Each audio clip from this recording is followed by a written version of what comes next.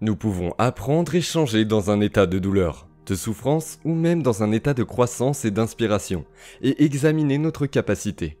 La plupart des gens ne choisiront pas cela parce que c'est tellement gênant de changer. C'est tellement gênant de prendre du temps pour nous-mêmes, de se réveiller un peu plus tôt, et de se saluer le matin et commencer à réfléchir à qui nous voulons être ce jour-là, à qui nous ne voulons pas être ce jour-là, de prendre du temps pour soi, de cultiver quelque chose de plus grand. Pourquoi ? Parce que si vous et moi faisons cela, tout le monde en profite. La dame du magasin, le mécanicien automobile, le facteur, votre femme, votre petit ami, tout le monde en profite juste en vous présentant comme une plus grande expression de vous-même. Ces réactions impulsives, cela se produisait généralement dans l'ancien soi connecté à un ego qui était lié à une dépendance pour se rappeler qui on était, en tant que personne. Si elle s'exerce, pendant une période suffisamment longue, la personne qui exprime un plus grand idéal d'elle-même n'a plus ce genre de réaction réflexe. Ils ont vaincu ça le matin, dans leur méditation. Ils peuvent regarder leurs ennemis et les aimer et comprendre exactement où ils sont, parce qu'ils ne sont plus dans la même boîte émotionnelle qu'eux. C'est la libération qui permet aux gens de commencer à s'épanouir au lieu de vivre dans une mentalité égoïste, de commencer à comprendre la nature humaine et de ressentir une véritable compassion et un véritable amour.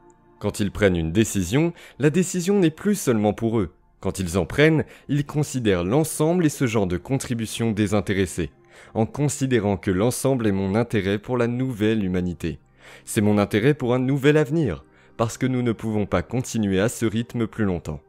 Quand cette personne arrive au point de sa vie où elle commence à dire « Dieu, je suis accro à cette souffrance » ou « je mémorise cette colère » et c'est lié à quelque chose qui s'est passé il y a 30 ans. Et cette émotion me fait vraiment mal.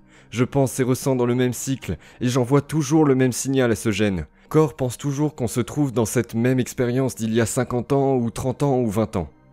Le point important est que, de l'autre côté de cette souffrance, c'est la joie. De l'autre côté de cette douleur se trouve la liberté. De l'autre côté de cette colère se trouve la compassion. De l'autre côté de cette peur, c'est l'amour. C'est juste de l'énergie. C'est à nous de commencer à reconnaître la quantité de capacité en termes d'attention que l'ego consomme et de commencer à la recycler. Lorsque vous vous libérez des chaînes de ces émotions et que nous mémorisons, lorsque nous traversons réellement ce mur, lorsque nous retirons cet esprit du corps, lorsque nous brisons l'émotion qui est piégée dans la chair physique et que le corps est libéré, c'est le véritable amour-propre. C'est de la vraie joie. C'est la libération de l'énergie. Ainsi, la colère qui était autrefois là-dedans, la haine qui était autrefois dans le préjugé, se transforme. Elle se transforme en joie. C'est la même énergie, mais elle a juste une rotation différente. Personne ne peut faire ça pour vous.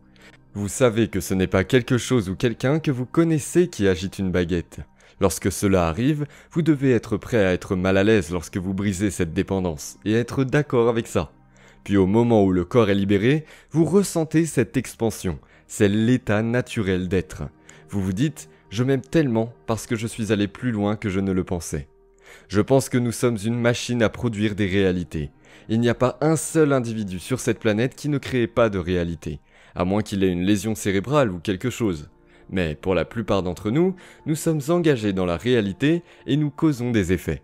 Je pense que nous atteignons un certain point de notre vie où nous arrêtons d'apprendre et nous commençons à ressentir. Quand nous utilisons des sentiments comme baromètre pour l'inconnu, c'est contre-indiqué, parce que les sentiments sont généralement un enregistrement d'une expérience passée. Nous essayons donc de prédire comment cet événement futur sera basé sur un sentiment, et nous revenons toujours à l'ancien moi.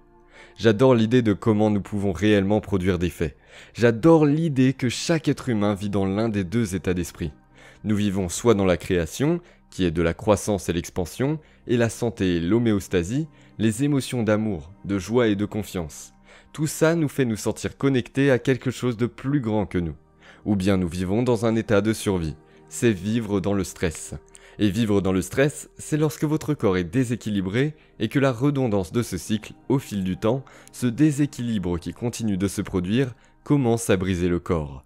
Je pense que le plus gros problème pour nous, en raison de la taille de notre cerveau, nous pouvons activer la réponse au stress juste par la pensée. Et nous le faisons toute la journée.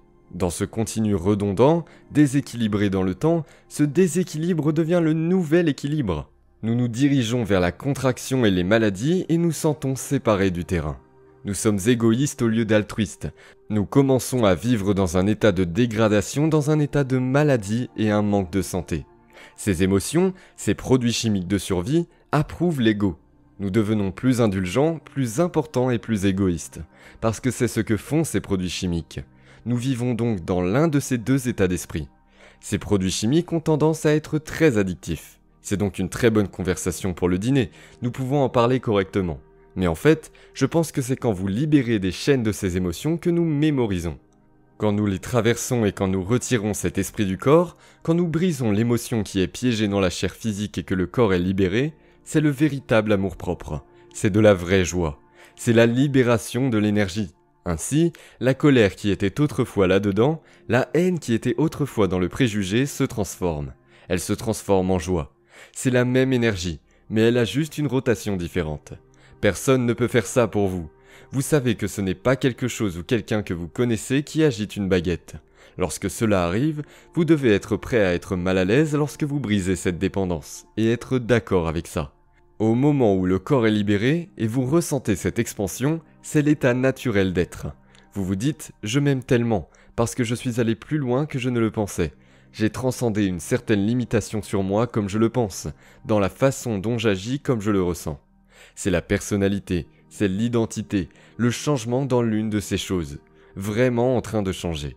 Pas seulement comme changer d'avis, comme je veux de la glace à la vanille au lieu de la crème glacée au chocolat, mais vraiment changer quelque chose qui change votre neurologie ou vos circuits neuronaux, qui change la chimie, qui est vos émotions qui signalent le gène qui commence à changer votre expression même de la santé, dans une expression même de la vie. Parlez de quand vous faites cette déclaration empathique, quand vous faites ce changement. C'est indéniable, il y a un effet biologique, neurologique et quantique à la suite de cela. Je pense que je flirte principalement avec l'idée de la façon dont l'esprit subjectif a un effet sur le monde objectif. La physique newtonienne concerne la cause et l'effet. Il s'agit de quelque chose en dehors de vous, de changer fondamentalement quelque chose en vous. Nous sommes une expression ou un reflet de l'environnement. Tant que l'environnement influence notre façon de penser et de ressentir, nous ne pouvons être aussi grands que l'environnement. Si nous pensons et nous sentons égaux à l'environnement, nous pourrions créer plus que ce même environnement. L'idée que nous pouvons changer quelque chose en nous dans notre conscience, dans nos pensées et dans nos sentiments, être capable de mémoriser à la fois neurologiquement dans notre cerveau et de câbler ces informations, d'installer du matériel et de conditionner le corps émotionnellement pour être un esprit. L'esprit et le corps travaillent donc ensemble. Si nous sommes en mesure de maintenir cet état d'être modifié, il devrait y avoir des preuves en dehors de nous. Donc, au lieu de cause à effet, j'aime toujours l'idée de provoquer des effets et de provoquer un effet. Donc, dans le modèle quantique, vous pouvez provoquer un effet et je pense que là où nous sommes coincés, c'est l'idée que cela doit être prévisible. Que nous devrions pouvoir savoir comment ça va se passer. C'est, je pense, notre plus grande erreur car nous ne pouvons jamais contrôler le résultat de l'imprévisible. C'est le but, il doit être incertain. Il doit venir d'une manière que nous attendons le moins, qui nous surprend. Que cela ne laisse aucun doute que ce que nous avons fait en nous produit un effet en dehors de nous. Lorsque vous commencez à avoir ces petites synchronicités, au début, elles se transforment en événements de plus en plus grands. Et vous en faites l'expérience, sur cette merveille ou cette joie et cette appréciation d'être vivant. Je pense que c'est l'état naturel de l'être. Je pense que c'est avoir ce genre de sensibilité venant de l'intérieur de nous, au lieu d'avoir besoin de quelque chose en dehors de nous pour changer notre état. Je pense que c'est le véritable pouvoir.